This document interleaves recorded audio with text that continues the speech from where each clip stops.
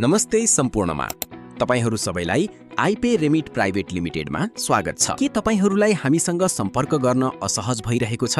त्यसो हो भने गुगल क्रोममा गएर ipaynep.com सर्च गर्नुहोस्।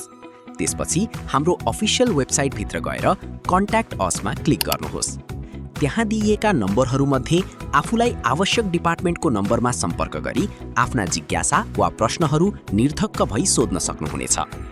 आइपे रेमिट, सुखमा पनि दुःखमा पनि।